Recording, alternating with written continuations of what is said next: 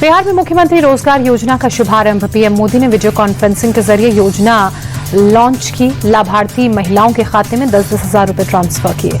प्रधानमंत्री मोदी ने कहा, बिहार की बहन बेटियां अब आत्मनिर्भर बनेंगी। लाभार्थी महिलाओं से भी संवाद किया। कहा, नरेंद्र और नीतीश आपके दो भाई। पीएम मोदी ने कहा, आपके दो भाई नरेंद्र और नीतीश आपकी सेवा में जुटे हैं। महिलाओं की सेवा और समृद्धि हमारा मकसद है। आज महिलाओं के लिए हर क्षेत्र में अवसर हैं। प्रधानमंत्री मोदी ने कहा, योजना से महिलाओं को नए पंख मिलेंगे। सबसे ज्यादा लखपति दीदी बिहार में होंगी। पीएम मोदी ने आरजेडी पर हमला बोला। कहा, लालटेन के राज में महिलाओं ने अराजकता और भ्रष्टाचार की मार झेली। बिहार को अब हम उस अंधेरे में नहीं जाने देंगे। पीएम मोदी ने कहा, आरजेडी के राज में बिहार में खौफ था। नक्सली हिंसा बेलगाम थी। कोई भी घर सुरक्षित नहीं था। मोदी ने कहा, नीतीश कुमार के आने के बाद बिहार में कानून का राज लौटा। बिहार की बेटियां बेखौफ घरों से बाहर निकलती हैं। कार्यक्रम में सीएम नीतीश कुमार ने कहा, पिछली सरकारों ने सिर्फ अपने परिवारों के लिए काम किया, हमने पूरे बिहार के लिए काम किया। महिला रोजगार योजना को लेकर जेडीयू नेता राजीव रंजन ने कहा, यह योजना बिहार में महिलाओं के लिए गेम चेंजर साबित होगी। मुख्यमंत्री महिला रोजगार योजना पर तेजस्वी यादव ने कहा, सीएम नीतीश नकल करने में नंबर 1 है। उन्होंने हमारी माई बहन योजना मां योजना का नकल किया। वे जनता को मूर्ख न समझें। प्रियंका गांधी के बिहार दौरे पर केंद्रीय मंत्री गिरिराज सिंह ने कहा, बिहार में कांग्रेस का कुछ नहीं होने वाला। कांग्रेस ने बिहार को सिर्फ अपमानित किया। बेगूसराय में ओवैसी की रैली पर गिरिराज सिंह ने कहा, ओवैसी देश में गृह युद्ध चाहते हैं। वे गजवाए हिंद के पक्षधर, हम ऐसा नहीं होने देंगे। लालू यादव के बड़े बेटे तेज प्रताप यादव ने अपनी नई पार्टी बनाई, जनशक्ति जनता दल रखा नाम। ट्विटर पर पार्टी का पोस्टर जारी किया। पार्टी के लोगों से ब्लैक बोर्ड की तस्वीर। तेज प्रताप ने खुद को पार्टी का राष्ट्रीय अध्यक्ष बताया। पोस्टर में गांधी, अंबेडकर, जेपी लोहिया, कर्पूरी ठाकुर की तस्वीर। पिता लालू यादव की फोटो पोस्टर से गायब। तेज प्रताप यादव ने कहा, बिहार के संपूर्ण विकास के लिए समर्पित और तत्पर हूं। लंबी लड़ाई लड़ने के लिए तैयार हूं।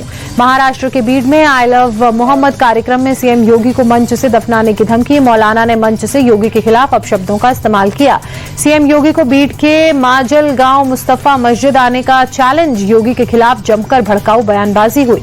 लखनऊ में एक कार्यक्रम में सीएम योगी ने कहा, समाज को आज बांटने का प्रयास हो रहा है। हमें बंटना नहीं है, एकजुट रहना है। पूर्व पीएम मनमोहन सिंह की आज जयंती। प्रधानमंत्री नरेंद्र मोदी ने ट्वीट कर श्रद्धांजलि दी। राहुल गांधी ने पूर्व पीएम मनमोहन सिंह को उनकी जयंती पर श्रद्धांजलि दी। ट्वीट कर कहा, उनकी सादगी, विनम्रता और ईमानदारी हम सभी के लिए प्रेरणा का स्रोत। इलाहाबाद हाईकोर्ट से राहुल गांधी को झटका। वाराणसी कोर्ट के फैसले को चुनौती देने वाली याचिका खारिज की। सिखों को लेकर अमेरिका में दिया था बयान।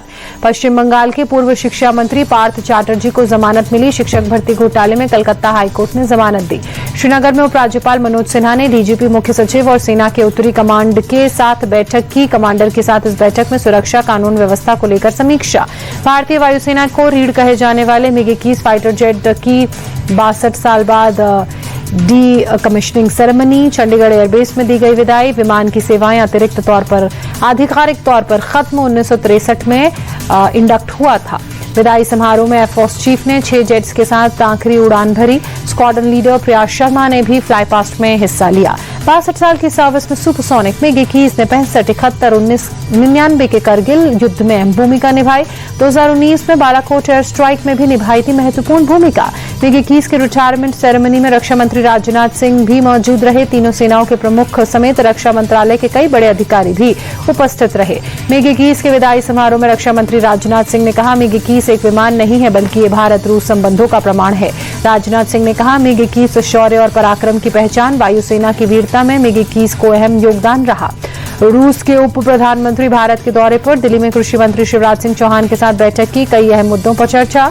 अमेरिकी राष्ट्रपति डोनाल्ड ट्रंप ने अब विदेशी दवाओं पर 100% का टैरिफ लगाया। 1 अक्टूबर से लागू होगा नया टैरिफ। भारत अमेरिका को 30% दवाएं करता है एक्सपोर्ट। पटाखों को लेकर सुप्रीम कोर्ट का बड़ा फैसला। दिल्ली एनसीआर में ग्रीन पटाखों के निर्माण की सशर्त अनुमति दी। मामले में अगली सुनवाई 8 अक्टूबर को।